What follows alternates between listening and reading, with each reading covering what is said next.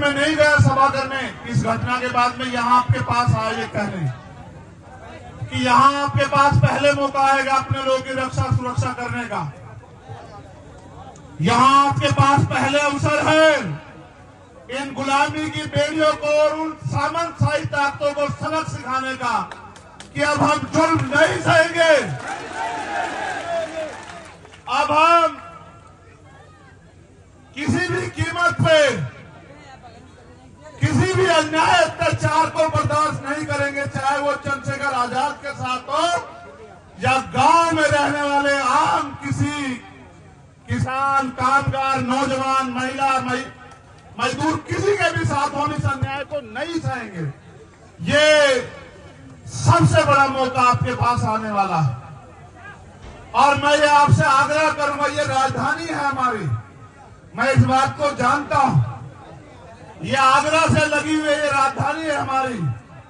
मैं आपसे अपील करूंगा, आपने मिट्टी के पुतलों को ताकतवर बनाया। मैंने आपसे पहले कहा कि सबके लिए अपनी जान कीमती होती है। लोग रोटी और जान के लिए जीते हैं। मैं अगर जीता हूं, अगर मुझे ये दूसरा जन्म मिला है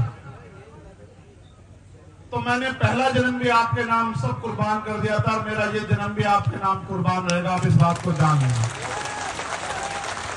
ना मैं आपके स्वाभिमान, सम्मान, आपके हक अधिकारों से पहले समझौता करता आया और ना आप करूंगा। मेरी जान जा सकती है लेकिन मैं कभी आपके अधिकारों के को छुपने नहीं दूंगा। ये वादा करने के लिए भरतपुर आया।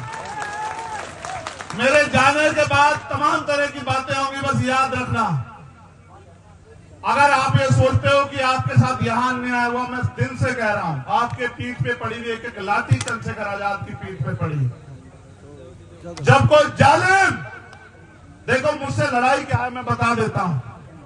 अब से पहले नहीं होता था कि कोई ताकतवर किसी की बच्ची को नोच ले, किसी का अपमान करे, किसी को गलत निगाह से देखे, किसी को घोड़ी पे ना बैठने दे, किसी की मूछें रखने पे हत्या कर दे, किसी की मटकी छूने पे हत्या कर दे। अब से पहले नहीं होता था, लेकिन अब होता है कि अगर ऐसा कोई करता है तो वो मिनट से पहले जेल जाता है, उसका बाप भी उसको बचा नहीं पाता। अब होता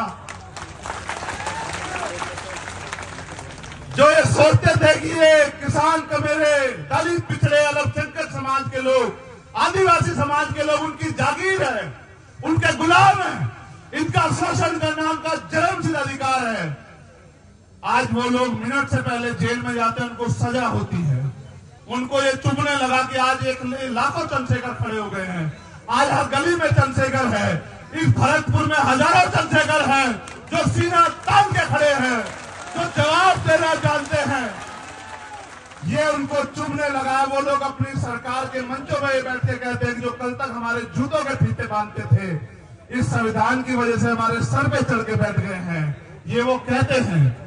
मेरी लड़ाई ये है कि संविधान ने जो अधिकार आपको दिए वो सुरक्षित रहें और वो लागू हो और नए अवसर पैदा हो और भारतीय संविधान सुरक्षित रहे और बाबा साहब अम्बेडकर, सर छोटूराम और चौधरी चरण सिंह, चौधरी कुंभाराम आर्य, कोतवाल धन सिंह गुर्जर, जननायक बिरसा मुंडा और मान्यवर काशीराम साहब के अधूरे सपने पूरे हों। यही मेरा सपना है, इसलिए मैं राजस्थान में हूं और मैं जानता हूं